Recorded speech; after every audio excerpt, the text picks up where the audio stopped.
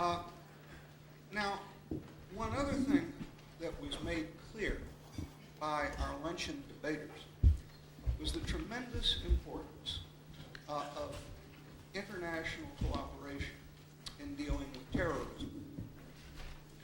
Our panel this afternoon will address a number of issues presented by this question of international cooperation.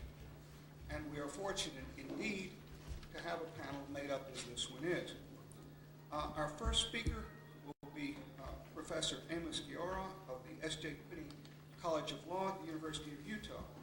He graduated from Kenyon College in 1979 and Case Western Reserve School of Law in 1985. He writes and lectures on issues involving terrorism, law and morality, and armed conflict, with an extensive list of professional publications on this subject. He's also frequently interviewed, quoted, and published in the media. Before entering legal academia in 2004, Professor Guiora served for 19 years in the Judge Advocate General Corps of the Israeli Defense Forces. He held a number of senior command positions. In particular, he had command responsibility for the development of an interactive software program used to teach IDF soldiers and commanders their obligations regarding a civilian population during an armed conflict. Ron Atkey earned his LLB from the University of Western Ontario in 1960. He subsequently entered politics as a progressive conservative and served as a member of Parliament and as Minister for Employment and Education. After leaving elected politics in 1980, he returned to the private practice of law, but also served as the first chair of Canada's Security Intelligence Review Committee in the period 1984-1989, served as well as amicus curiae to the Arar Commission. He has taught at the University of Western Ontario, Osgoode Hall Law School, and the University of Toronto. He lectures on national security law and international terrorism. He has written on a number of subjects in the law of Canada and is also a published novelist. Nicholas Rostow is University Counsel and Vice Chancellor for Legal Affairs, the State University of New York. Also a tenured full professor at the university and a university fellow at SUNY's Levin Graduate School of International Relations and Commerce. He earned his BA in 1972, his PhD in history in 1979, and his JD in 1982, all from Yale. He came to SUNY after having served in a number of very senior positions, both in federal and state government, as well as holding academic appointments. In particular, in the federal government, he served as senior policy advisor to the U.S. Permanent Representative to the United Nations, special assistant for national security affairs for both President Ronald Reagan and the first President Bush, and as legal advisor to the National Security Council. In addition, he has held the Charles H. Stockton Chair in International Law at the U.S. Naval War College, as well as teaching at both the University of Tulsa College of Law and the Fletcher School of Law and Diplomacy at Tufts. He has published in the fields of diplomatic history, international law, and issues of U.S. national security and foreign policy. Finally, David Bickford is the former legal director of the two British intelligence agencies, MI5 and MI6.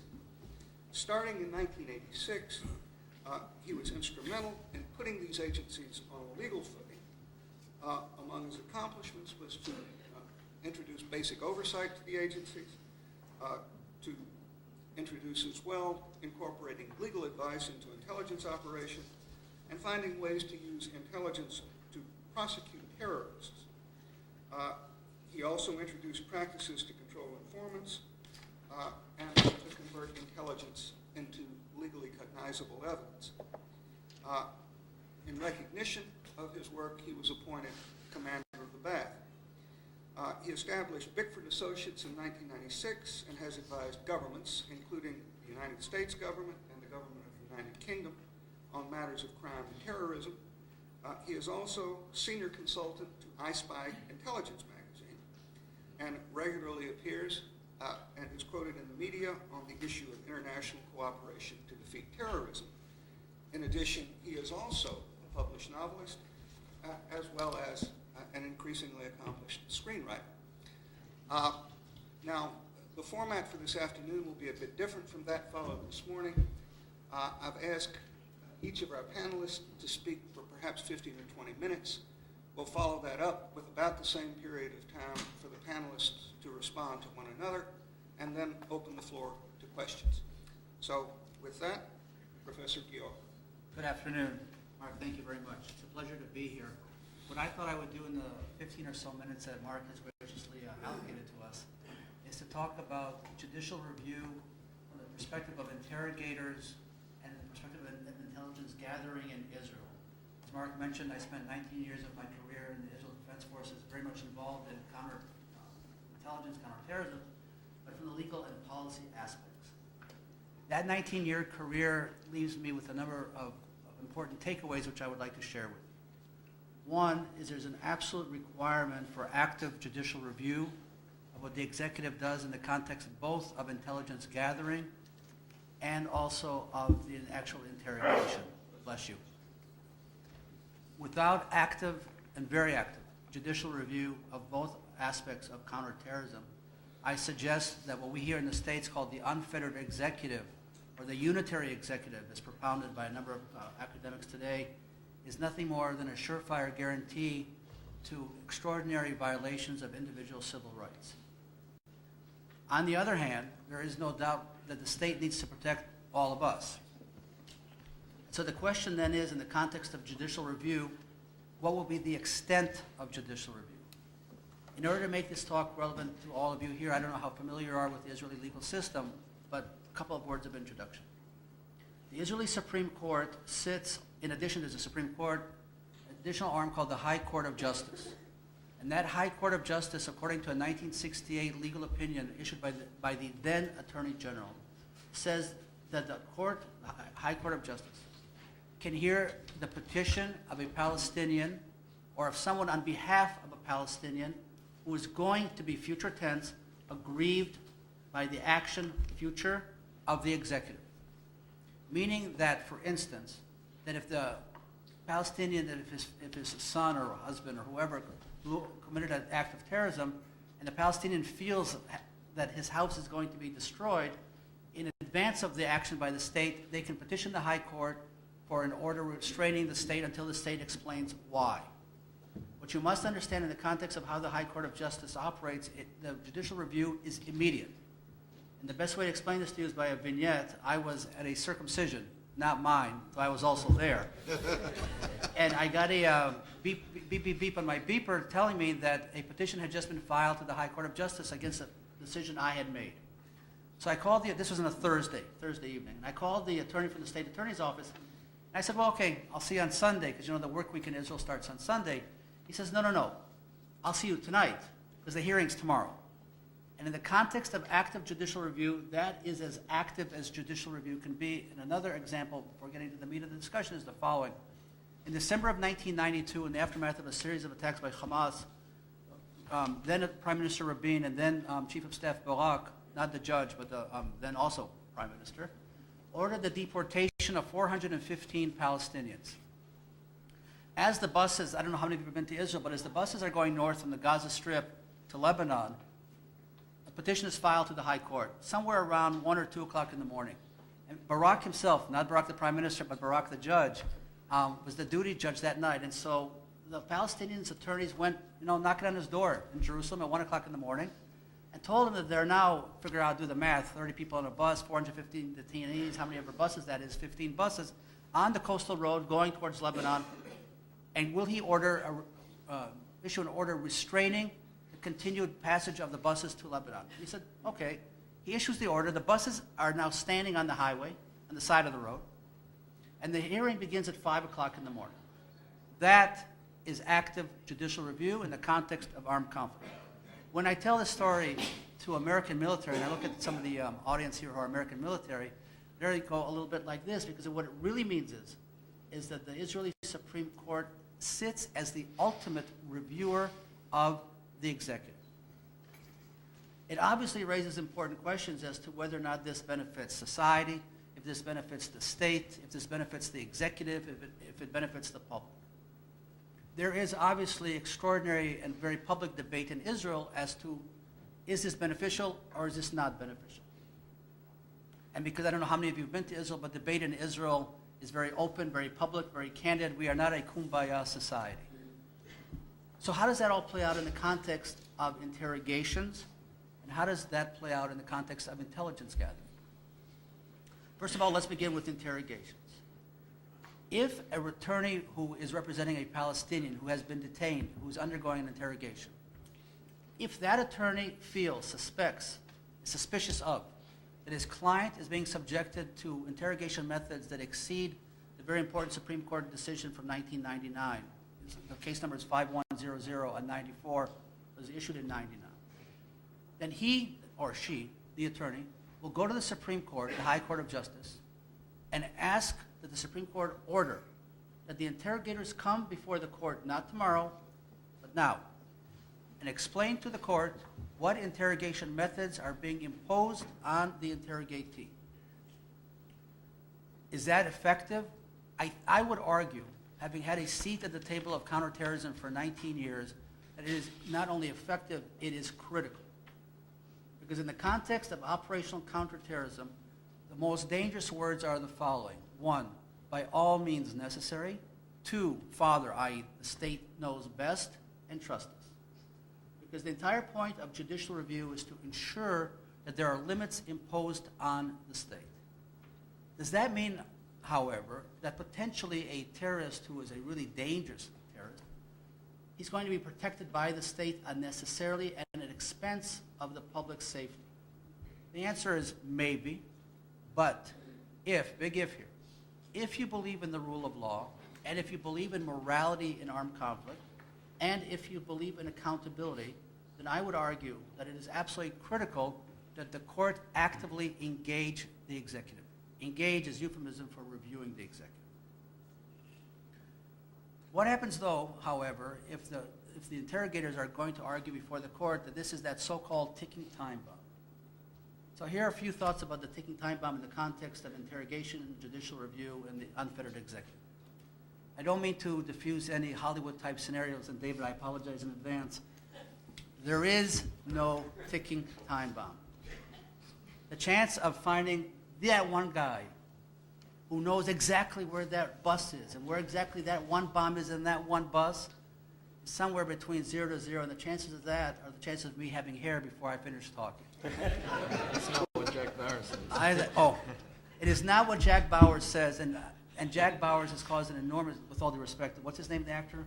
That good-looking, Sutherland. That good-looking Canadian guy, right? Yeah. There we go. It's caused an enormous problem for interrogators and for the military because it has given the impression as if you apply such and such methods, you will get the truth out of the interrogatee. You won't. So in the context of judicial review, from the perspective of the interrogatee, interrogator, the Israeli model is a very clear one in terms of significant judicial review. What's the other aspect of all this? The other aspect of all this is the actual intelligence gathering. So let's talk about wiretapping. I unfortunately only heard the last 2 minutes of the previous panel. I don't know if they were talking about wiretapping or not, or just FISA. Okay. In Israel, the law is as follows. If they want to wiretap my house, I live outside of Jerusalem, then the state needs a court order to wiretap me. On the other hand, if they want to wiretap a Palestinian who lives in the West Bank or the Gaza Strip, no court order necessary. That means the following, that there is no judicial sanctioning of wiretapping of Palestinians, West Bank, Gaza Strip. So where is the judicial review here? The judicial review is as follows. It is on the decision to operationalize the intelligence information, or the information that's been gathered. How does that happen?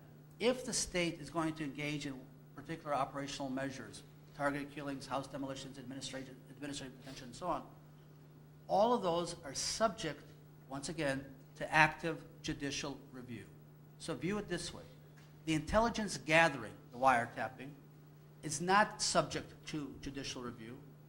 The operationalizing of the intelligence information is subject to judicial review. And how does that play itself out? It requires that the following individuals come before the High Court of Justice, an attorney from the JAG, the Judge Advocate General, an attorney from the state's attorney, and call him the case officer from the General Security Services, which is our FBI. Those three individuals are subject to difficult questioning by the court, because here's who the court is not seeing. The court is not seeing, obviously, the source. The court may hear the wiretap conversation, but if it's source-based, they're not meeting with the source. So what the court demands to hear from the three of us is how reliable is the source? Has he provided valid intelligence in the past? Has he provided viable information in the past? Is it corroborated? Once again, because the court's not meeting with the source, I don't want to use the word hearsay, but it is, in essence, hearsay. But that means the following, that even though they're not meeting with the source, before they authorize the state to, for instance, blow up somebody's house, they're going to subject these three individuals to the kinds of questions that are going to, as much as possible, guarantee in real time, online, active judicial review of the state in the context of armed conflict. I said earlier that in the Israeli public debate, there is question whether or not this is right. Is it good? Is it bad? Is it effective? Is it ineffective? What does it all lead to? I suggest the following. One, that if I think back to, for instance, Korematsu and the unfettered executive, if I think back to Curran, I think back to the Palmer raids, and I think back to 2001, I think to Guantanamo, then I say the following. There is an absolute requirement that there be active judicial review of the executive. The concept of the unfettered executive, that by all means necessary, suggests that the only effective way to restrain an executive when there is a threat or a perceived threat is via active judicial review. Does that mean that the court is in place of the executive? Does that mean that the court has stepped into the shoes of the executive? Barak was asked this on a number of different occasions, and his answer was as follows. It's problematic, but this was the answer. He says, I am not the expert on military affairs. I am not the expert on operational counterterrorism. But I am the expert on international humanitarian law. I am the expert on morality, and therefore you, the commander, are the expert on this. I, Barak, the court, am the expert on that. And ultimately, because it's the court that rules, what's going to be the supreme authority will be international humanitarian law and the rule of law. Does that mean then the following? That the state, by applying active judicial review, is potentially threatening the safety of its citizens? The answer to that, which is a difficult question to answer, is probably yes. So much so that Barak, in a very important law review article, Harvard Law Review from 2000 or 2001, wrote the following. That in times of armed conflict, the state will conduct counterterrorism with one arm tied behind its back. Commanders went to Barak and said, but the terrorists fight with two arms in front of them. Barak said, that's right. But the essence of active judicial review, of interrogations, of intelligence gathering, about the operationalizing it, is exactly that. If you believe in civil society, then that is the only way the state can conduct itself morally, and that's the only way the state can look at itself in the mirror at the end of the day. When one thinks, and with this I'll finish, Mark, when one thinks about a comparative approach, when one thinks about how it's done in England, in the US, and in Canada, elsewhere, I would suggest the following. We clearly need to learn from each other. I mean, I think this whole field of comparative, we would call it comparative international law, comparative international operations law, there's an absolute clear need to learn from each other. Here's an open secret. No one state has the answer. And precisely because of that, there's an absolute requirement that we do mix and match, apply different paradigms to each other's countries. Because what's absolutely vital here is that the executive, on the one hand, be restrained, on the other hand, that the executive be able to conduct its business, but at all times subservient to the rule of law. Thank you very much. Thank you. Mr. Atkey? Thanks, Mark. Appreciate your invitation to come here, Mark and Scott, and the organizers of this program. It's one of a handful of foreigners to join such a distinguished group of American academics and practitioners who are presuming to advise the new U.S. administration on combating terrorism. And of course, that's not surprising, since the events of 9/11, America has led the way and has had to lead the way. And I guess the structuring of the panels at this conference overall reflects that. But I think it's also recognized by many of the participants here that America can't do it alone. And it's in this context that I wish to offer some comments on the role of the international community in combating terrorism. And I do so from the perspective of an active participant in the field. First of all, as a Canadian spy watcher, as a Canadian member of Parliament and as a minister in the 70s. And then as a spy watchdog, as the first chair of the review committee in the 80s. And then as amicus curiae to the RR Commission and as special advocate before the court on security intelligence matters during the current decade.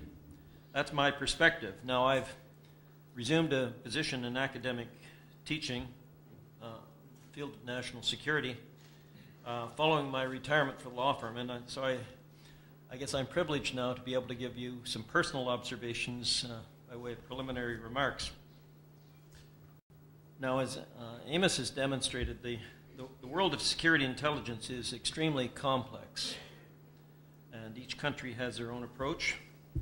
But from where I have been, I have seen three basic elements of tradecraft that produce useful product that can prevent terrorism.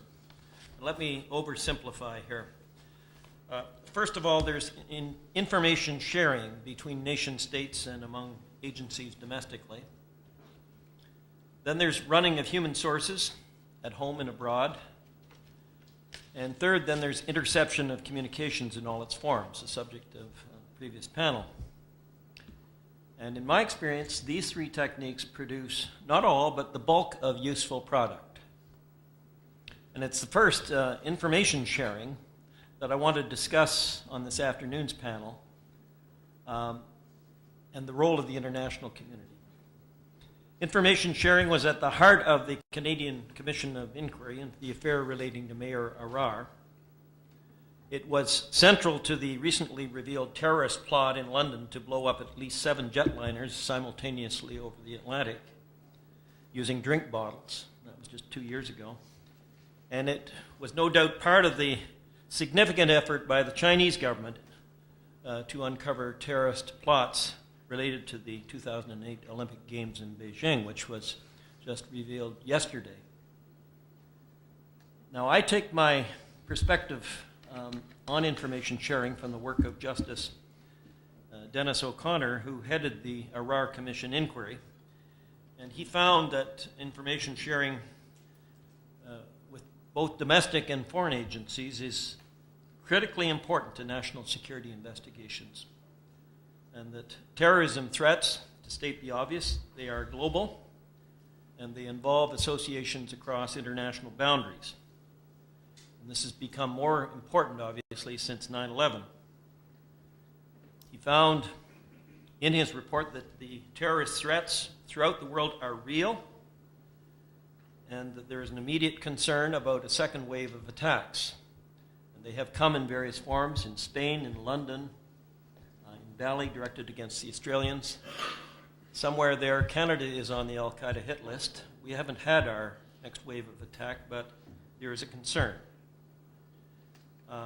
And in such an environment, of course, an isolated, standalone approach is not acceptable. One can no longer take the position that we're going to refuse to pass on information to other agencies or to countries investigating the same or similar threats. And yet there are some risks.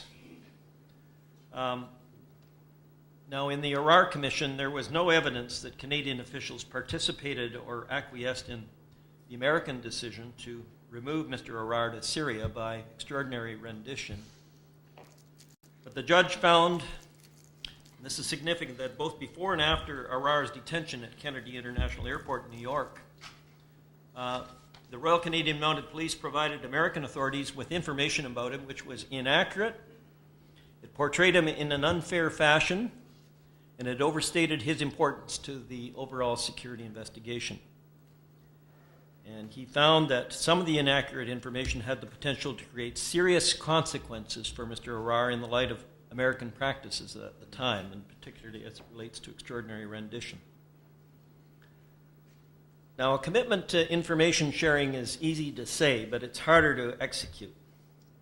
Practitioners have to worry about content to ensure that information is appropriate for sharing in the appropriate circumstances.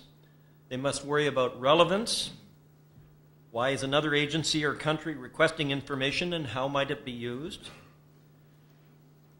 The information must be screened for reliability of the sources, and that includes screening for accuracy. And providing unreliable or inaccurate information to other agencies is in no one's best interest and can create potentially serious problems for those who rely on it, and possibly those who are subjects of the inquiry. And finally, information cannot be provided to other agencies or countries where it would disclose personal information unrelated to law enforcement. Now, I may be oversimplifying, but I would suggest that sharing irrelevant, unreliable, or inaccurate information does not serve the legitimate security interests of information sharing. Indeed, sharing such information may be worse than not sharing at all. Now, what went specifically wrong with the Mayor Arar situation in the investigation? He was a person of interest to our authorities in Canada, and it was appropriate that Canadian security intelligence and police officials shared information about him with U.S. officials, since those agencies were cooperating in the general investigation post 9/11. However, our commission found that Canadian officials were not accurate and precise in providing documents to American agencies in his detention in New York. This is how they described Arar in communications that went from north to south. They said he was an Islamic extremist, suspected of being linked to the Al-Qaeda terrorist movement. They at various times used the term suspect or target. They called him a principal subject of the investigation. They suggested he was a person with an important connection to the alleged terrorist. They said he was a person linked to the alleged terrorists in the diagram entitled Bin Laden's Associates, Al-Qaeda organization in Ottawa. And finally, they called him a business associate or close associate of an alleged terrorist. The judge found, after extensive public and private hearings, that these descriptions were either completely inaccurate or at a minimum tended to overstate Arar's importance to the Canadian investigation post 9/11. Justice O'Connor found in his report errors by Canadian officials in sending a request to U.S. Customs for border lookouts, including a request for lookouts to the TEX system, that's the information and communications employed by agencies in the U.S., to which I'm told there are some 30,000 people who have access. He found that Canadian officials gave FBI agents operating in Canada some of the inaccurate information. There was a tremendous amount of data on supertext databases on 3 CDs, and this was given to American officials without screening. They shared products from search warrants, 26 computer hard drives, almost 100 CDs and diskettes, some 20,000 pages of documents, some 40 videotapes. Some of the information related to Mr. Arar, it was inaccurate, and there were no written caveats attached to any of the transference of information. And finally, to top it off, Canadian officials in 2002 made a major presentation in Washington, D.C. in order to persuade American authorities to institute a criminal investigation of certain alleged terrorists, one of which included Arar. This presentation clearly overstated Arar's status in the investigation and included inaccurate information about him. Now, what can we learn from all of this? A judge conducting a commission of inquiry after the fact is kind of like a law professor trying to make intelligent observations, a bit like a Monday morning quarterback. This form of tradecraft is not a precise science. Errors can be made. Sometimes you feel like the editorial writer in Monday morning's edition, commenting on the political missteps of the weekend, swooping down from the hills and shooting the wounded, to use a military metaphor. But we have to get better in terms of management, in terms of content, relevance, reliability, and non-disclosure of personal information. And this can be tricky when you're dealing with nation states or their agencies with whom we do not enjoy close relations. China may be a case in point. I just returned last month from 10 days in China giving lectures on counterterrorism and human rights at 3 law schools in China. And that was a major challenge indeed. But there is much work to be done. And we cannot let China twist in the wind in the current context of the world event that they will feature this August. Above all, information must be shared among agencies or between nation states. We must ensure that information is accurate to ensure fairness to the individuals caught up to in the system, and to ensure that mistakes do not bring the whole system into disrepute. Caveats must be observed unless there is permission given to share the information beyond the recipients originally intended. And this is a management challenge in and of itself. So I conclude by stating the usual lawyers' injunctions. That as lawyers, we've got to, working in the security intelligence area, never forget the rule of law. There must be proper rules for national security investigations, and this includes information sharing as well as running sources and intercepting communications. Sometimes the courts have a role to play, and it's unique to hear the experience in Israel, which Amos has just described for you. More important, there should be an appropriate chain of command in the system that does not become too decentralized or too diffused, both domestically and internationally. And of course, as discussed at this panel this morning, there must be oversight within the government, such as through an inspector general or, where necessary, judicial review. But that's the subject for another day. Thanks for listening. Thank you very much, Mr. Atkey. Mr. Rostow? Thank you very much. As I have been employed by the U.S. government and am employed by the state of New York, let me begin by saying that these remarks are entirely personal.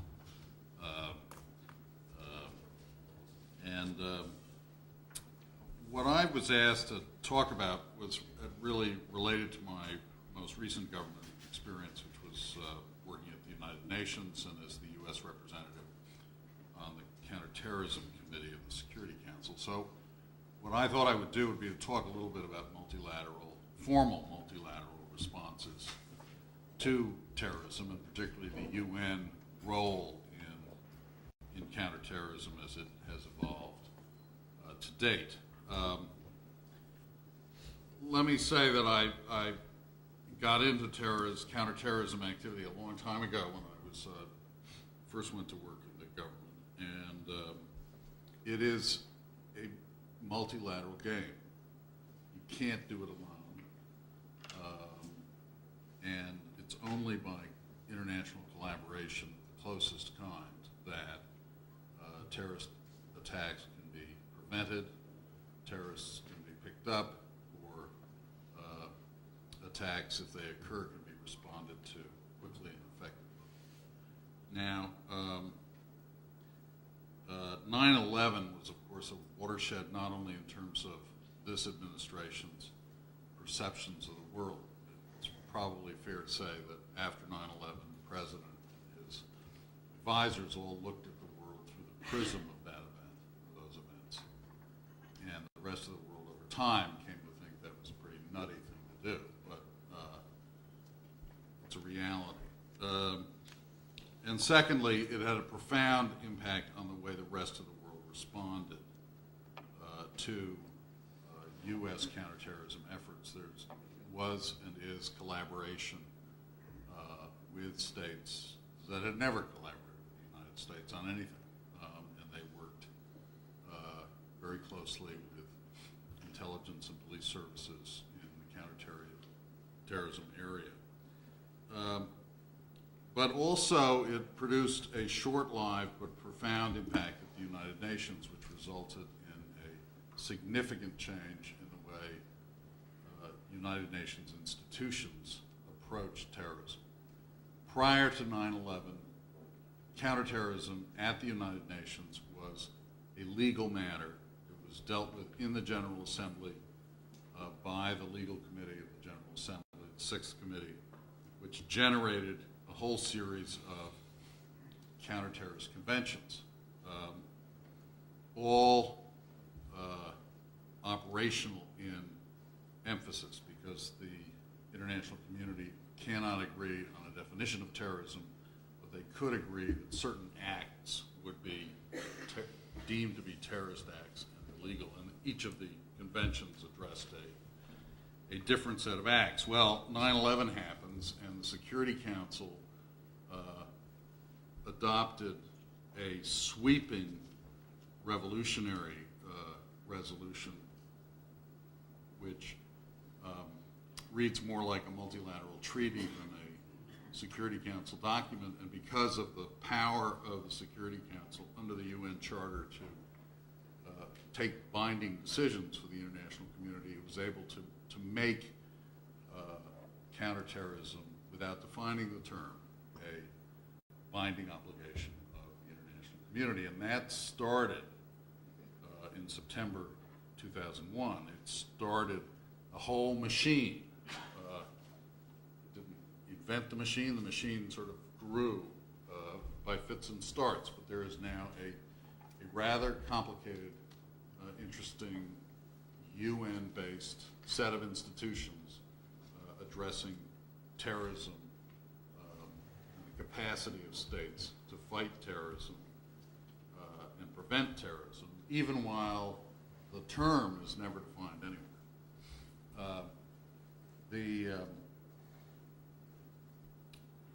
As time has passed, that action by the Security Council has been subject to criticism.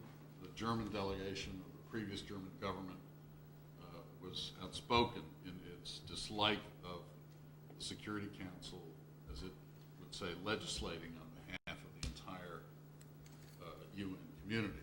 But it's done it a couple of times. It did it always in the wake of calamitous events. 9/11 and the discovery of the AQ Khan proliferation effort that led to another Security Council resolution that laid down the law for 192 member states with respect to proliferation activities by non-state actors. Both of those actions are extraordinary uses of the power granted to the Security Council under Article 25 of the UN Charter. Now, the UN response to 9/11 was consistent for about a month. About a little more than a month. On November 5th, Kofi Annan 2001, met with representatives of concerned states, particularly of the Organization of the Islamic Conference, to beg them to agree on a definition of terrorism and a general condemnation that terrorism, no matter the circumstances, was unlawful and should be prohibited, and he couldn't prevail. And that is the date on which I marked the length of the shadow of the Twin Towers in New York. Any further UN action on the subject awaited another terrorist attack, Madrid, London, etc. And in the wake of those attacks, the UN effort took on two organizational prongs. The first, right after 9/11, was the creation of the Security Council Counterterrorism Committee, which was chaired first by the British ambassador first of all, that was an unheard of event that a member of the Permanent Five would chair a Security Council committee, and was itself recognition of the profound impact of 9/11. And secondly, what the British ambassador was able to do, because of his sheer force of personality, was to make the Security Council Counterterrorism Committee kind of the center of a worldwide effort to put counterterrorism on the agenda of every regional, sub-regional, and international organization. And he would do this by summoning them to report to the committee on how they were doing in implementing Security Council Resolution 1373, requiring every state and every organization to get into the counterterrorism game. He was very embarrassed when he summoned the European Union and they said, oh, we're not doing anything. And he summoned the World Bank and the IMF and they said, well, we don't have anything to do with counterterrorism. And he summoned ASEAN and they said, well, they don't have any bureaucracy to deal with this, and so forth. And the result of having to come, which was rather like conducting congressional hearings, forced these entities to put counterterrorism on the agenda and to work with their individual members on developing counterterrorism capacity. And the goal was to narrow the space in which terrorists could operate. So that was one area, and it's ongoing. It's had fits and starts, but it has resulted in more than 60 international organizations of various kinds having counterterrorism on the agenda, working with their member states to improve their capacity, and generally narrowing the space in which terrorists can operate. Now, the second Security Council method of operation or area was through sanctions and the implementation of sanctions directed against specific individuals. And that was always a much more, or I would say always, starting in October 2001, it became a very controversial thing. A member state, such as the United States, could go to the Security Council and say, here's a list of people we believe are terrorists. We want them to be put on your sanctions list, which meant that all UN members would essentially have to cease to do business with them, freeze their assets if they could find them, and if possible, bring criminal proceedings. Well, among the people on the first American list were two Swedish members of parliament of Somali origin who happened also to be directors of a bank involved in Al-Qaeda. Closer to the mic, sorry. So we immediately confronted the human rights dimension of counterterrorism activity and the call for due process at the United Nations. And UN bodies are not judicial, and the Security Council is very far from a judicial body. And so the normal process would be to say, if Mr. Jones thinks he is wrongly on a Security Council list because Russia or the United States put him there, you have to go to Washington or Moscow and engage in an administrative proceeding to get yourself removed. Well, if you're on a list, you may or may not have an easy time getting to Moscow or Washington to undo the damage. So this aspect of UN counterterrorist activity, which has and continues to have a controversial life, and I think it's fair to say that it is increasingly infrequently used because it doesn't involve due process, and there is no way to do it in a manner that is really guarantees to the persons on lists that they will enjoy due process rights. At the same time, therefore, the UN effort at capacity building is the main thrust and main success story. It is, I think, it is one of the great success stories of the United Nations of the last half dozen years or so, and one in which gets very little publicity because it's a little dull, helping states to develop bank regulation systems or border controls or have decent passports, et cetera, is not very exciting, but it is important if one is going to narrow the space in which terrorists can operate. Let me close by just saying one other thing about what this experience shows about terrorism. And that is, not only does it reinforce the point that multilateral approaches and collaborations are essential, but that states bear an enormous responsibility for terrorist activity. And all too frequently, conversations about terrorism, like the one at lunch, seem to ignore the role of states and why and in using terrorists. They are an extremely effective weapon, and no country in its right mind is going to take on the United States nose to nose. But if you can use a terrorist or support a terrorist, disclaim any responsibility, and everybody thinks it's just a private actor running around with a screw loose, you're just grand. You're just, in tip-top shape. And I think it's interesting that Mr. Atkey reminded us all about the Arar case. I don't think we'd be extraditing anybody to Syria anytime soon. That was sort of a brief, good spate of U.S.-Syrian relations in the counter-terrorist area, but I don't think anybody has any illusions about Syria's sponsorship of terrorism now, just as it did in the old days. So I just want to leave you with this cautionary thought that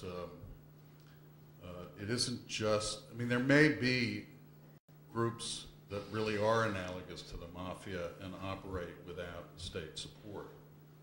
But there are terrorists out there who operate with state support because it's a very cheap weapon, and it's one we should need to remember. Thank you. Thank you very much, Mr. Rostow. Mr. Bickford. Thank you very much. First, I'd like to thank Scott and yourself, Mark, for inviting me here. It's always a pleasure to be over in the States to hear the real debate. And I'd like to thank Ulf as well for looking after Carrie and I. His team has been fantastic. All to be expected from you. I want to talk about sovereignty in the 10 circles of terrorism, or at least the 10th circle. Surrounding the 9 circles of terrorism, which contain the leaders, planners, frontline troops, and supporters, is the vast amorphous 10th circle. Within the 10th circle exist those men and women who sympathise in some way with the cause, but who, for various reasons, do not wish to become directly involved. Naturally, the 10th circle is constantly weighing and considering the alternatives. Is that better? Okay. Naturally, the 10th circle is constantly weighing and considering the alternatives, balancing fundamentalism and totalitarianism against democracy, swayed one way or the other by the successes or failures of the terrorists and by the activities of the states opposing them. Put simply, the 10th circle is the most important of the 10 circles of terrorism. For once the 10th circle balances itself against the cause, the other 9 circles become isolated, and if that balance is maintained, they wither and die. Conversely, if the 10th circle leans in favour of the terrorists, it's the UK, US, and their allies which become increasingly endangered. It's essential, therefore, that our strategy towards the 10th circle must combine sufficiently successful methods to combat them, so the 10th sees no hope, but at the same time we must ensure the principles of democracy remain credible and desirable as an alternative for the 10th circle to embrace. Some may say this is easier said than done. Yet the European Court of Human Rights drew the balance 30 years ago. the court accepted that the level of violence in a state's administrative practices to counter terrorism was naturally higher than that in normal policing. However, the court found those practices became inhuman treatment and unlawful when they crossed the border into conditioning techniques to contain, soften up terrorist suspects, such as detention without trial, hooding, stressing, sleep deprivation, food deprivation, and white noise. The UK subscribes to the European Convention on Human Rights, and it would be logical for the 10th Circle to assume the UK, preaching the merits of democracy, would naturally apply the Convention to the administrative practices of their military and civilian personnel in countering terrorism wherever they are, including Iraq and Afghanistan. In Iraq, during the latter half of 2003, 5 Iraqis were killed by UK forces during a security operation. The soldiers maintained they acted within the rules of engagement. The families of the victims claimed they were harmless citizens and the shootings were unjustified. They demanded an independent, impartial inquiry under the provisions of the UK Human Rights Act and the European Convention on Human Rights, under which the UK has international obligations. The UK, in a strong exercise of sovereignty, rejected their demand on the grounds that neither the Human Rights Act nor the European Convention on Human Rights had extraterritorial effect in Iraq, and therefore did not apply to their troops there. In June last year, the House of Lords, which is the highest court of appeal in the UK, ruled in the UK's favour. As they put it, any extraterritorial jurisdiction of one state is pro tanto a diminution or invasion of the territorial jurisdiction of another, which must lead only to the conclusion that such extraterritorial jurisdiction should be closely confined. Well, taken on its own, this statement is unremarkable in that it simply restates the well-known view of the UK in protecting its sovereignty. But it completely fails to take into consideration the fact that the actions of the security forces only came about after the UK had ignored the United Nations and exercised its own sovereignty to invade Iraq. Surely no exercise of extraterritorial jurisdiction can be less confined than that. At more or less the same time as those activities, the British security forces were detaining other Iraqis, including one called Baha Musa, in a UK military prison in Iraq. During their detention, conditioning techniques outlawed under the European Convention were used, and Baha Musa subsequently died of his treatment. The family sought an independent, impartial inquiry under the Human Rights Act. This time, the UK conceded in the House of Lords that the Act had extraterritorial jurisdiction on the grounds that the British troops had occupied and controlled the military prison with the consent of the Iraqi authorities. This, the UK said, fell within the same very limited category for extraterritorial jurisdiction as embassies and consulates. The court agreed, saying, as once one goes past these categories, it would require a high degree of control by the agents of the UK of an area in Iraq before it can be said that the area was within the jurisdiction of the UK. The test for establishing that is and should be stringent, and the British presence in Iraq falls well short of that degree of control. This completely ignores the fact that the UK objective in going to Iraq was control of the area designated to them. This consideration becomes even stronger when the Iraqi government was elected and formally requested the UK's assistance. In offering the most tortuous interpretation of extraterritorial jurisdiction, so as to compare a prison to an embassy, the UK present themselves to the 10th Circle as doing anything to limit their human rights responsibilities for the acts and omissions of their military and civilian personnel. Despite having the power to limit the UK's sovereignty and extend the Act to the actions of those personnel, the British government refused to do so.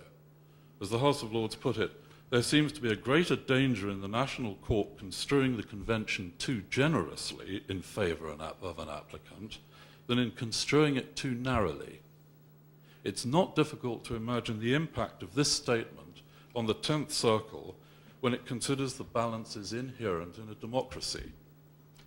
Of course, UK troops are triable and punishable under their own military code, no matter where the crime is committed or who the victims may be.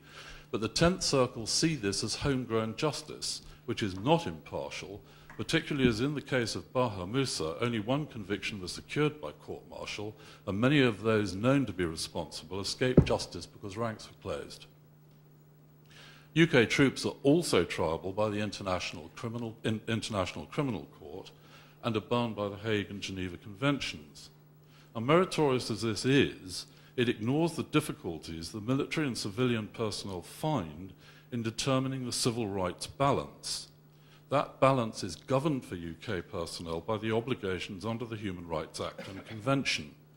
By not applying those obligations overseas, the UK government not only imposes an unethical burden on its personnel abroad, but also fails democracy by refusing to take responsibility for determining that balance. Now, how difficult does that make it for the personnel who are intent on winning the hearts and minds of an oppressed population? This outmoded attitude of the UK to sovereignty also undermines the ability to deal effectively with the 9 circles. It's axiomatic, and we've heard this already, that in countering terrorism, one relies on reliable information, fast transnational communication of that information, and the effective conversion of it into law enforcement. Since 9/11 and 7/7, significant efforts have been made by the EU Commission to construct coordinating bodies to focus counter-terrorist operations and exchange information. However, to date, there is no single EU body which gathers information, directs operations, and oversees the law enforcement function to combat terrorism. The nearest the EU have got are 2 bodies, Europol and Eurojust. Europol supports member state law enforcement by facilitating exchange of information, providing operational analysis, and generating strategic threat assessment reports. Eurojust improves the coordination between competent authorities in the member states in relation to the investigation and prosecutions, facilitating execution of requests for international mutual legal assistance. I would venture to say job descriptions not guaranteed to put the 9 circles on the edge of their seats with concern. As you know, the European community, in the European community, there exists common law, the Napoleonic Code, and Roman Dutch law. The intelligence agencies of 25 states, the same number of police forces, prosecutors, and judiciaries, with each state and including multiple other agencies. All differences requiring urgent harmonization. Yet Europol has no power to start an investigation, no power of arrest. Eurojust has no power to request evidence, authorize surveillance, including telephone taps, or to mount undercover operations. This is clear evidence that considerations of sovereignty have taken precedence over harmonization and effectiveness of law enforcement. This is exemplified in the EU's most recent proposals to strengthen Europol. Amongst those changes are giving support for the joint investigation teams, creation of a knowledge management centre, and tactical planning for operations. These proposals are laudable, but given the current threat of terrorism and the failure of states to control organised crime, which is inevitably linked to terrorism, they clearly fail to achieve the focus, coordination, and execution that a single intelligence law enforcement agency can deploy. The 10th Circle must wonder why, if the EU considers terrorist fundamentalism so undesirable and its threat so severe, it doesn't act to create the most effective defence in the shape of an EU Bureau of Investigation. The same argument goes for Eurojust, a more practical body than a joint prosecution arm to span the EU's 25 states and lead the drive for harmonisation of law and procedure can hardly be imagined. Yet it too is held back in its development lest states suffer limitations on their sovereignty. The United States too sends troops and other personnel abroad to fight terrorism, yet does not adhere to any human rights convention enforceable by individual petition or submit to the jurisdiction of the International Criminal Court. Moreover, in order to bypass the difficulties presented by cross-border law enforcement, US military courts have been established and extraordinary rendition rigorously pursued. as a means of attacking the 9 circles, this is admirable.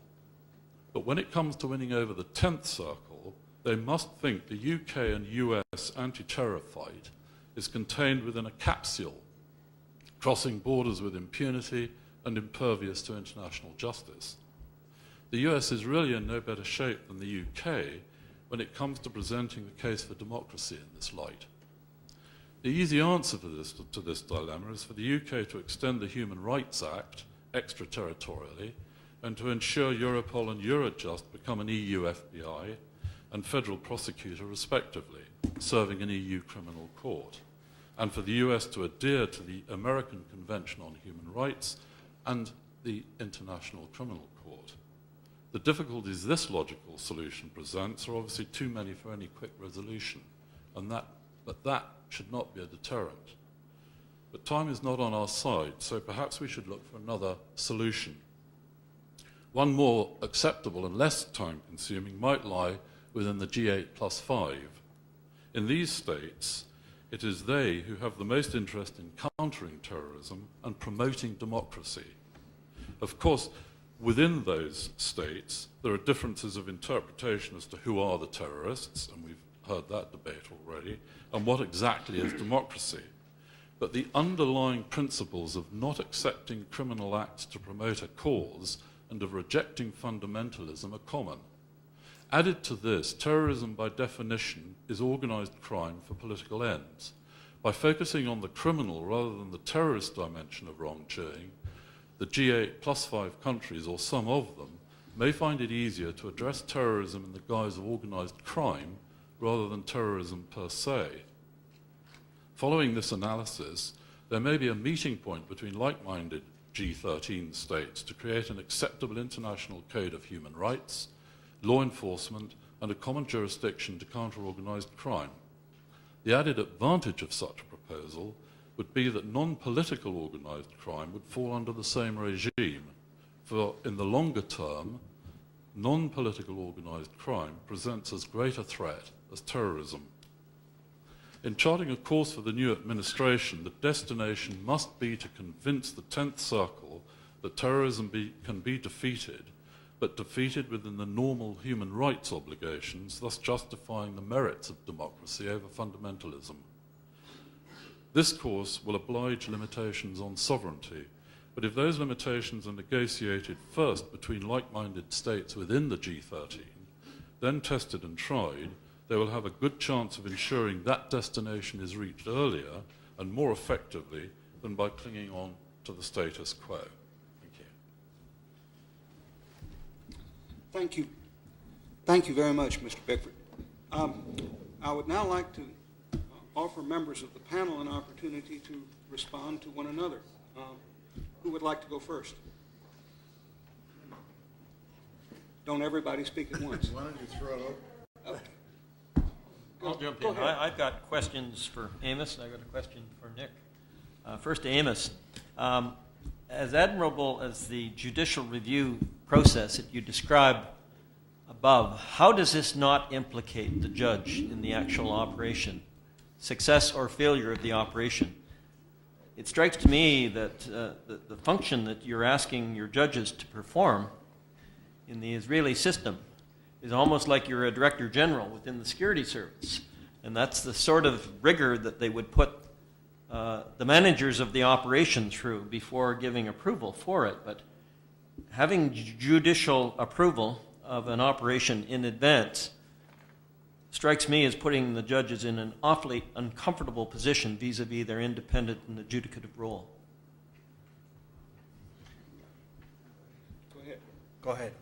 That's a great question. And it's one I think that the judges struggle with and that we struggle with when we come before the judges. But the way the Israeli system is structured, particularly with respect to the authority of the High Court of Justice, it is the final, I don't know if you would say it's the final authorizer, the final signer-offer, and there's got to be a better term than that. And it means that the judges, again, as Barak said, they don't step into the shoes of the commander, but because the commander must be subservient to the rule of law, the court, according to Barak, is the best judge of the rule of law. And having presented classified information to judges on numerous occasions, there obviously is a sense of uncomfortableness because the judges aren't seeing the source, as I mentioned earlier. But the way the Israeli system is based is that if the court rules that the proposed operation, take house demolition, is not in violation of international law or is not in violation of Israeli law, and that all of those who have are required to verify what they need to verify, if it meets a very stringent test or strict test, then the court will authorize it. But the but here is critical. If the court is not convinced whatever the sanction that's going to be imposed meets that strict test, the court will not authorize it. Does that then mean that, for instance, that possibly something will happen as a result of that? The answer is yes. That being said, the whole idea of this strict judicial review, active judicial review that I propose, is that there really is active judicial review in real time of the executive. And if you compare that, with this I'll finish, if you compare that to Korematsu or any of those other Supreme Court cases during armed conflict here in the United States, Duncan, the court rules afterwards. Well, the whole point is not to rule afterwards. That's easy. My 11-year-old could do that. It's got to happen in real time. There was a very important conversation that occurred 5 or 6 years ago, which I'll fudge the details, but it occurred between a number of important members of various judiciaries throughout the world, one of where I come from and two is from here. And it was made very clear that the whole idea of active judicial review is now, before the executive acts. Because if it happens afterwards, so it's for the protocols of history. It's, it's nice. It's not more than that. The only way to ensure that the unfettered executive be restrained is the court acts now. You want to comment? With the great respect for the Israeli judicial system, I think that's just not correct. That the whole point of judicial review is it's always ex post facto, right? And there are always cases and controversies to be decided. If you get a court, certainly in our system, if you put a court in an advisory role, you're making it an accessory to the event. And that leads to a whole set of difficulties, which Mr. Atkey's question, I thought, teed up beautifully. So I just want to express my agreement with him and disagreement with my friend Amos. David? Yeah, thanks very much, Mark. Well, I would very much like to agree with Amos on this, because I've operated under the French system of dealing with terrorism, and under that system, the whole of the investigation is governed by an examining judge. And before any intrusive operation takes place, the examining judge must be told about it and he must give his consent. The benefit of that is, first of all, you know that your human rights balance is achieved and that you are not committing any legal offence that may come to light later. Second, and I think probably just as important, you know that when you come to a prosecution, the evidence that you are presenting has been blessed by the judicial authority. And that's an extremely important matter when it comes to the evidence being tested by the defence. In normal circumstances, if you have an ex post facto judicial review, that balancing test is taken by the legal advisors operating in cooperation with the operational officers. The legal advisors have to judge whether or not the manner in which the evidence is taken or an agent is run is going to be acceptable to a court in a later prosecution. That's much more difficult to do, to prejudge a court, than it is to have the blessing of the judicial authorities beforehand. My second question is to Nick, and you alluded to state-sponsored terrorism, and it reminded me very much of a question I got from an eager, innocent Chinese law student in Beijing just last month. He said, "Is there such a thing as state-sponsored terrorism?"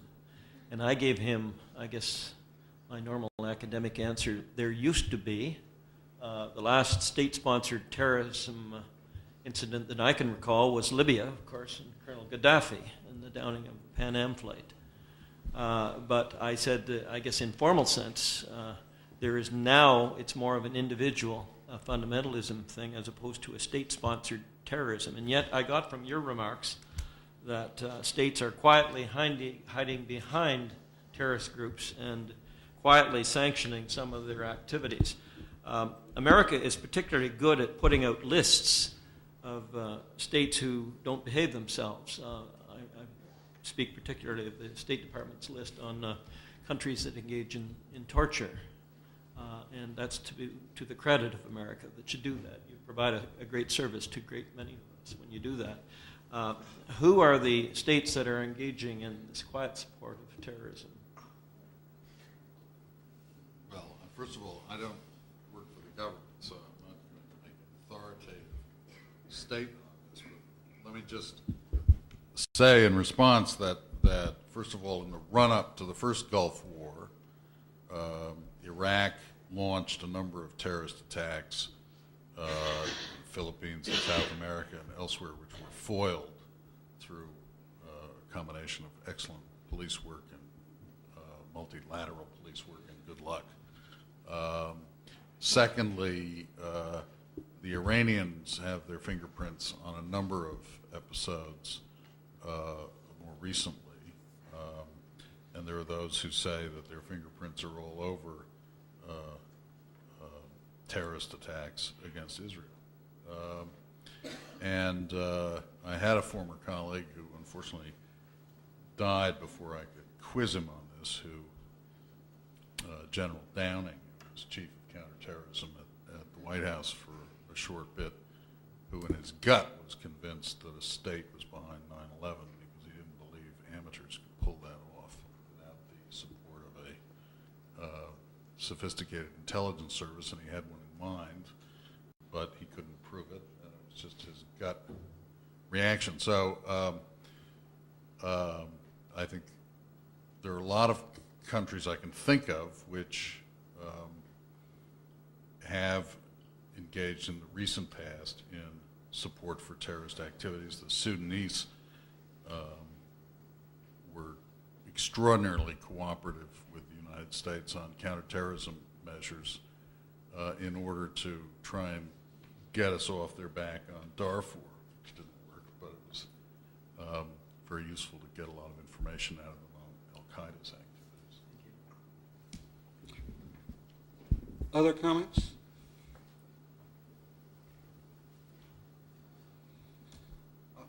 Hearing none, I'd like to throw the floor open to questions, so I will ask the custodians of the microphones to take their place. Yes, ma'am, if you could wait for the microphone.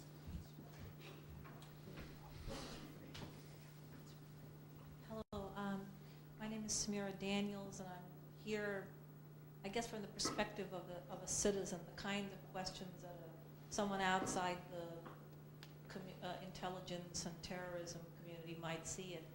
And I think that in reading a lot of the accounts by people in the terrorism and the legal community, the thing that strikes me is to what extent are there efforts made to really improve the standards of intelligence gathering? Because, you know, there have been a lot more failures than there have been successes, which is not, and I don't mean that to, you know, to be derogatory, but you know, the insufficiency, the way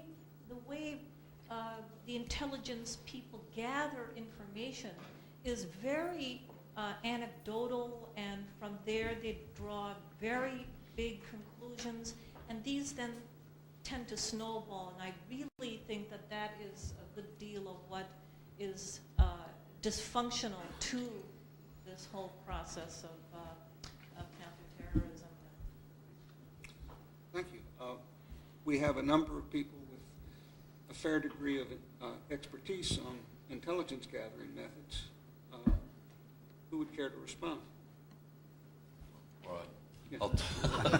You first. Thank you very much, Farrell. We stand behind you. Good. the question is a very good one, and I think it really arises from the fact, of course, that successes are very, very rarely publicised.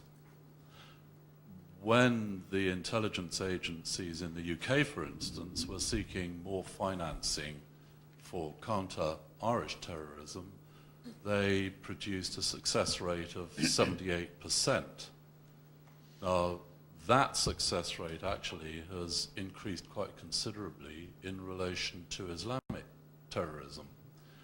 And in relation to the bomb plots that have been discovered, there's one on trial at the moment, over more than 200 other intelligence-related successes have taken place.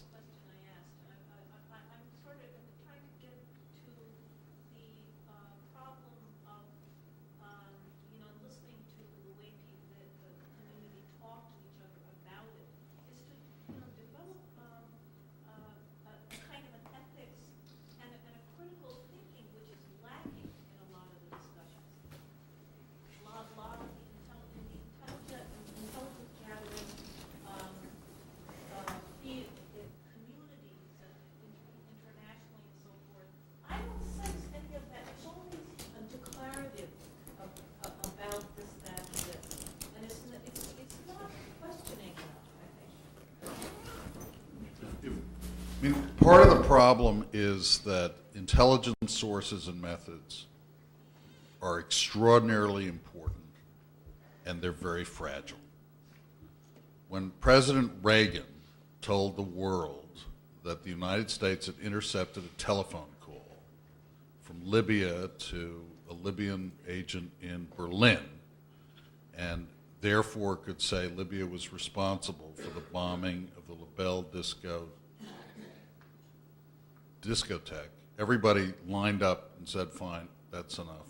You can do what you need to do. But the Libyans stopped using telephones. So there is a real difficulty in talking about this issue in open circumstances. But it is an unfortunate reality of intelligence work that it operates almost with both hands tied behind its back in dealing with the public. The one thing that, in my experience, has been very true is that the professionals have no interest in nailing the wrong people or the wrong government. And they work very, very hard to make sure, as best they can, of the reliability and accuracy of the information they have. The problem is a lot of it is it's not that easy to verify to the last degree. Some of it is, some of it isn't. I would just add to what Nick said, that it's critical to understand that there is, I would suggest, a four-part test to determining the credibility of intelligence information. It needs to be reliable, it needs to be valid, viable, and hopefully corroborated. But what it really requires is for the interrogator, this goes, I think, to your question, that he not only be language proficient, but that he be culturally proficient in terms of understanding be it tribal nuance or clan nuance. Because without having that kind of sophisticated understanding of the local culture, there is frankly no way that the interrogator really understands who's sitting opposite him. And wait, hang on. You asked? The only way for us to be able to get that kind of sophisticated intelligence information that we absolutely must have, the only way that you all can sleep tonight is for the interrogator to have that kind of information, requires in many ways, I would suggest, a revamping of how we train the interrogator, because it requires him to understand other cultures in a way that I'm not sure we have that kind of understanding. In many ways it comes back to languages, and that's the only way to really understand the source, the interrogatee. That's the only way to be able to develop a sophisticated informant network, which is the heart and soul of counterterrorism. Ron? Well, my comment relates to the public's right to know. I think sometimes after the event, when you can have a post-game analysis of what went right and what went wrong, that's healthy and in the public interest, and that those doing the interrogation, those involved in counterterrorism, get better at it. I think I hold at the highest level the 9/11 Commission report, which was one of the most difficult assignments I think undertaken on the Hill post 9/11. And yet I think the salutary effect that had on the world public to be able to gain access to that, it sort of set the parameters for what we did in a small way in Canada with the Arar Commission, is to put it all out there and hope that there are some little lessons to be learned. I was a watchdog of spies in the 80s, and what they did then and what they do now is markedly different. They're much better at it. It's not just 9/11. We had Air India, our first terrorist incident when 328 Canadians met their death when this bomb exploded over the Irish Sea, and that set in motion a whole set of circumstances which caused people to do things better. I use the term management. And I think management in the field of security intelligence is extremely important. And we have lessons on this public right to know. And so I'm glad you're here and asking these questions. Sir.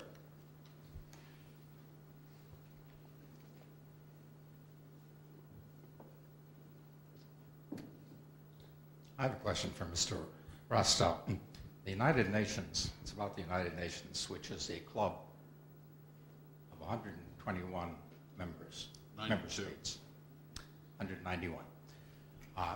Obviously, each one of these member states would like to reduce terrorism within its own borders, and you indicate that the United Nations as an organization might help them to do that. Unfortunately, some terrorism crosses borders. What can the United Nations do in that case? You indicated that the International Criminal Court might be of some help, but the International Criminal Court is not supported by all of the 191 countries. Has it been effective? And do you think it would be much more effective if and when the U.S. agreed to participate? Well, really there are two rather different issues your question raises. First of all, the United Nations as a group has been most successful in helping states develop internal counterterrorist capacity. It has not been notably successful in persuading Pakistan that support for terrorists in India is not is a bad thing, rather than trying to liberate what they regard as occupied territory, any more than trying to get the Iranians or the Saudis or the Syrians to stop supporting terrorism against Israeli civilians is terrorism and not liberation. I overheard an ambassador of a Western country say it's not terrorism, it's resistance to occupation, what goes on in the West Bank. So you've got a fundamental disagreement across the international community about what terrorism is. Then the International Criminal Court, of course the United States is not a party to the treaty establishing the court and is not likely to become a party anytime soon. And the court is discovering that it's not, and its supporters are discovering that it's not really a magic wand to be waved to solve international conflicts. And so its role in countering terrorism so far is non-existent, and it's unlikely to become a very important player in this area, I don't think. Further questions?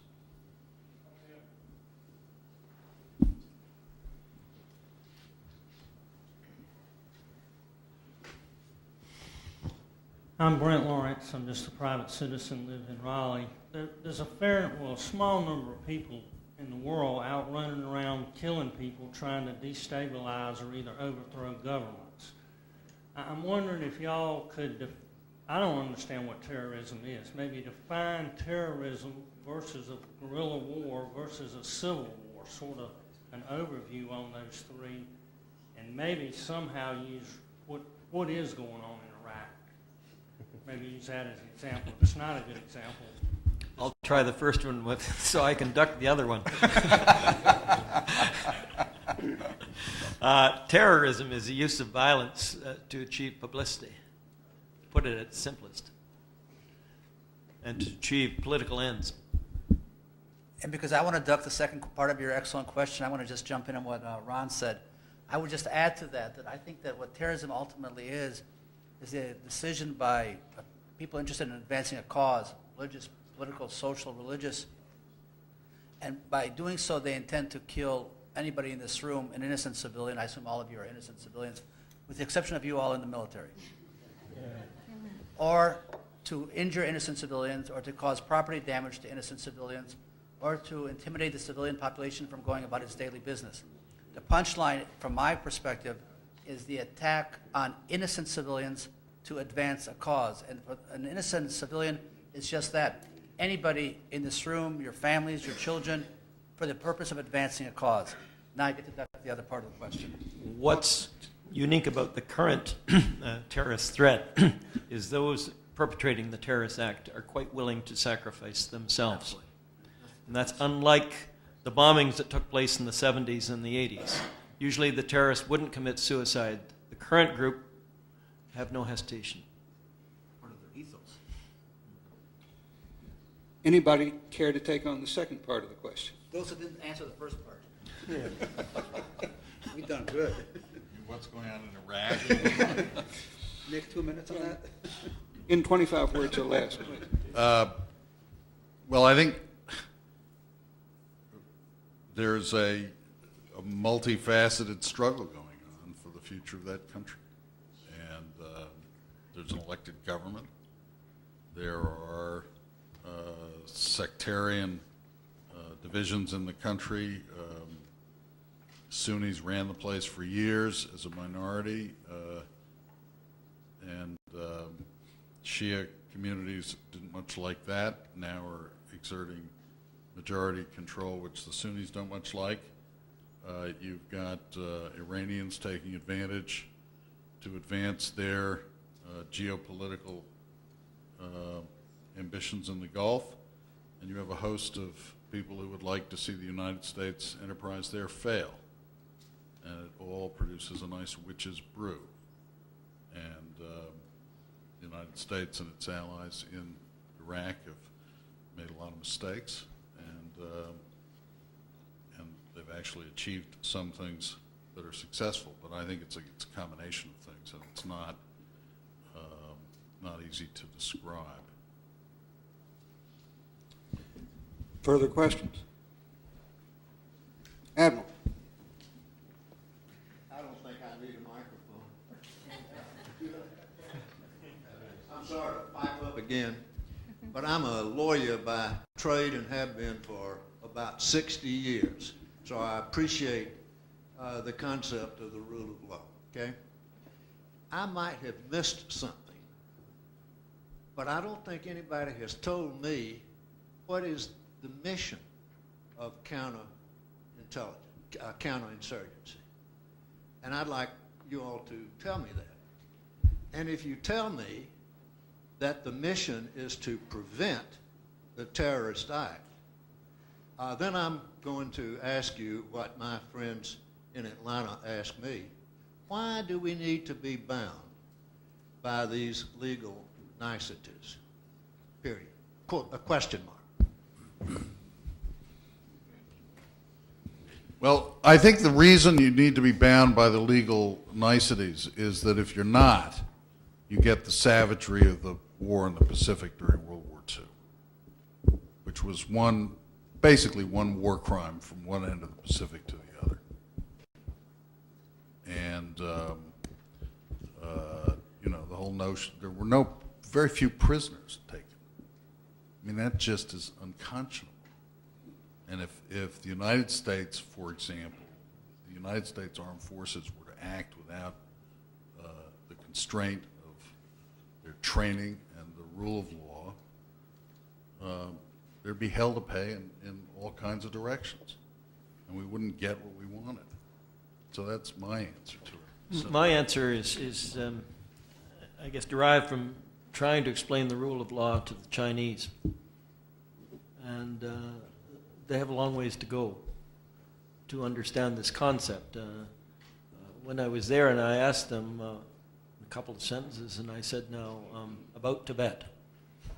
And they said, yeah, it's ours.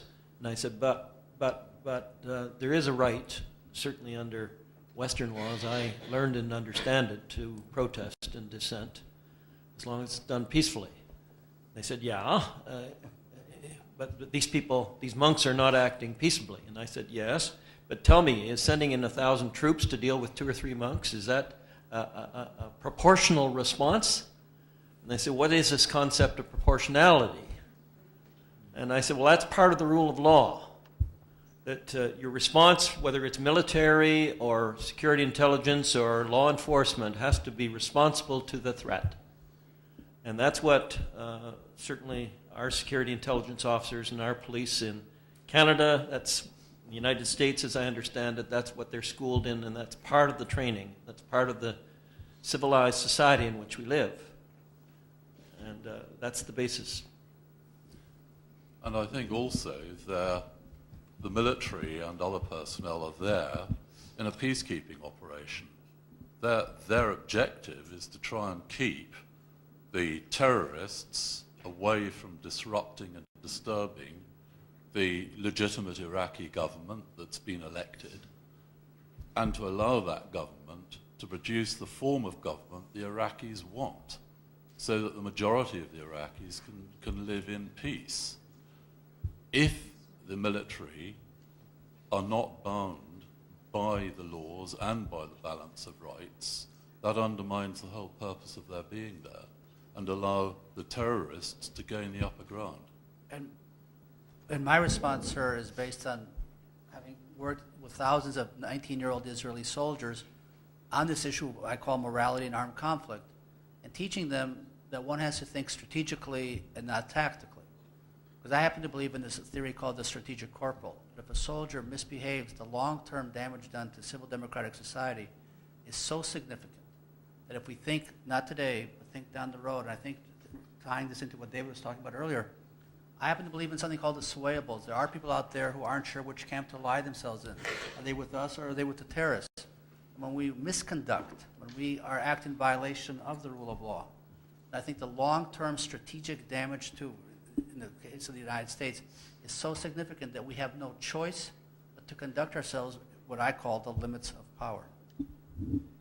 I hope I didn't offend anybody by asking that question, because it's asked me all the time, and I have a very great deal of difficulty answering it. No offense taken. Particularly, No. It's a great Profoundly question. important question. And I think particularly when my neighbors say to me, and I'm thinking about the Islamist movement now, they don't abide by the rules. Why should we? I happen to agree with everything you all have said, but I still have a great deal of difficulty answering that question. Well, and it's posed to me all the time. Send them to us. we just would be a different country if we didn't try to abide by the law. This gentleman? Yes. Again, Dr. Curtis from the Naval Academy. How useful do you think it is to essentially make our lawyers involved in counterterrorism familiar with Islamic Sharia law? Because our laws are Western, Eurocentric type of laws. And I understand that in some of the European cities, in France and others, one of the objectives of the jihadists is to kind of isolate those people from the mainstream and then implement Sharia law there, which gives me a great deal of problems.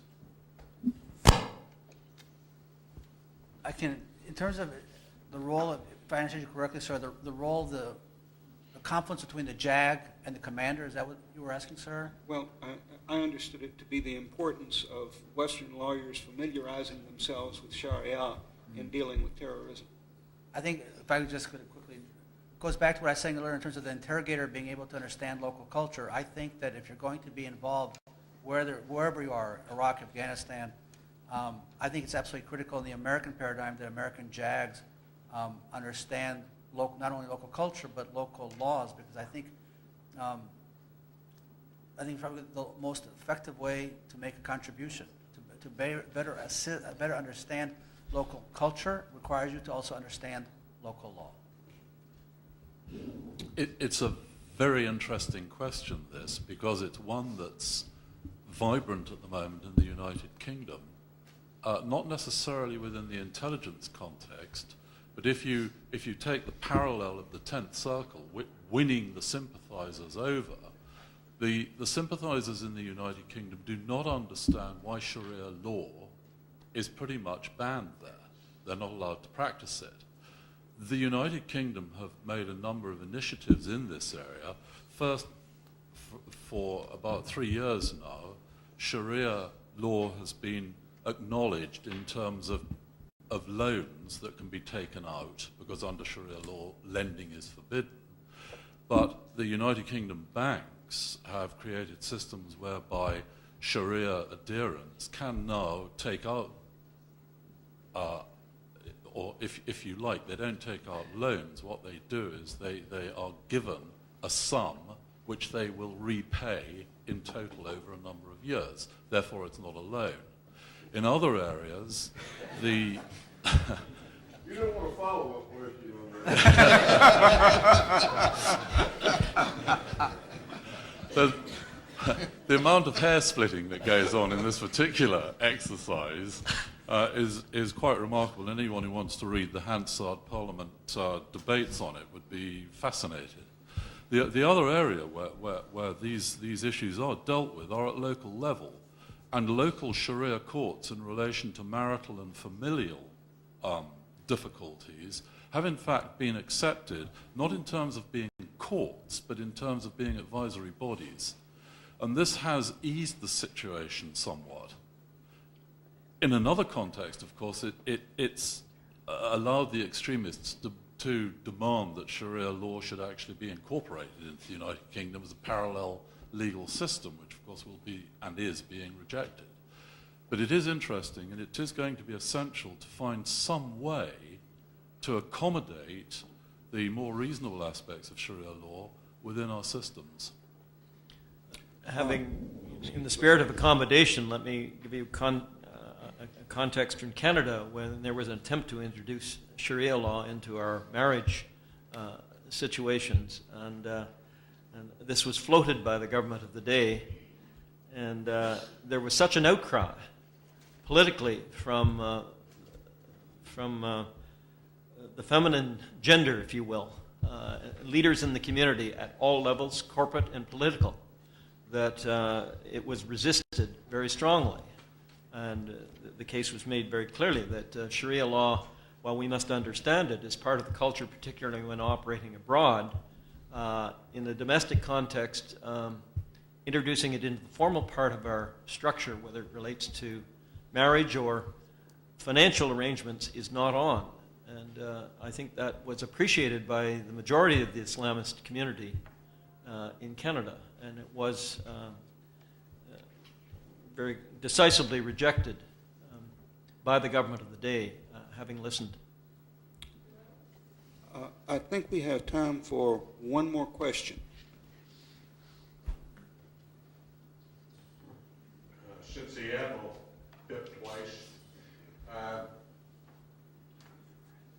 I was really interested. It's the first time I ever heard of the Israeli system of the High Court of Justice reviewing and giving their blessing or not over an operation. As a lawyer, that really appeals to me.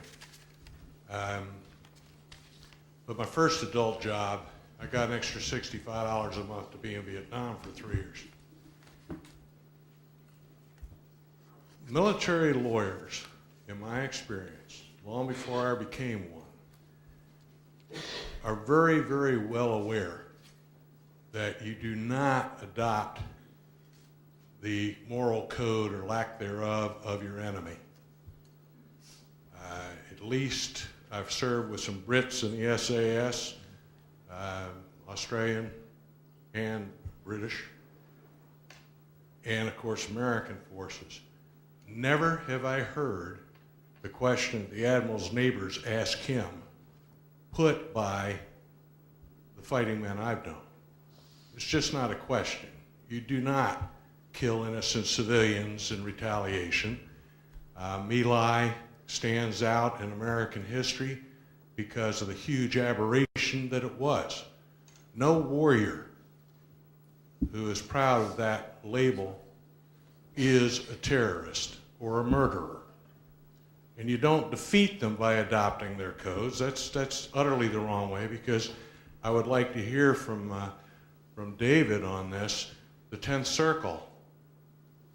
If we were to adopt such procedures, what do we do with all of those watching and listening who could be persuaded one way or the other to support or to reject the position being advocated by the terrorists? I think you've actually answered your own question, because clearly the 10th Circle watch precisely the activities that the states take, or non-activities if you like, to defeat terrorism. And if they see that the proportionality is wrong, and they are equally as capable as anyone else to determine proportionality, they will veer in favor of the terrorists. And instead of X, who is a sympathizer, who feels, well, fundamentalism could be quite a good thing, but I don't want to get involved in terrorism, if he sees that the proportionality is wrong, when a terrorist comes along and says, look, could you put up Y for the night? And the sympathizer's pretty well knows who Y is, he will put him up for the night. And then the next time, that sympathizer will do something more and gradually get drawn into terrorism. So you get a continuing terrorist organization. You have to win the sympathizers, otherwise you lose. Thank you very much. And over to Scott. Well, let's thank this panel first.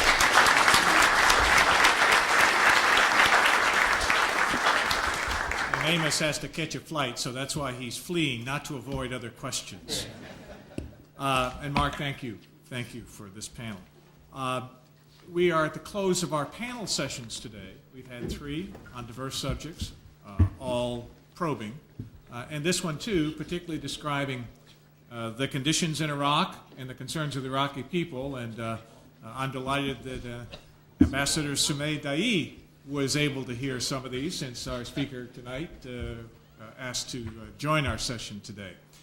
For those of you who are joining us for the cocktail reception and dinner tonight, and hopefully you got a coupon with your materials for that, that will be back in the dining room of the Thomas Center, where you had lunch. And the cocktail reception will be just off the dining room. Preceding, and that starts at 6:30 with dinner featuring the ambassador at 7 o'clock. For those of you who are not joining us for dinner, we'll be back in here with hopefully just as good of a continental breakfast as you had this morning, at 8:45 tomorrow morning, 8:45, and we'll start out with our panel on prosecuting terrorists in the federal courts. Then I'll be chairing a panel on extraordinary rendition, which is a very uncontroversial type of program. And then we'll have our luncheon speaker, and our last panel will be on what is the role of the government attorney in giving legal advice in war on terrorism, which is a very, very difficult question, and we've brought together the best panelists and speakers we can for your program tomorrow. So thank you for joining us today, and we'll look forward to seeing you tonight.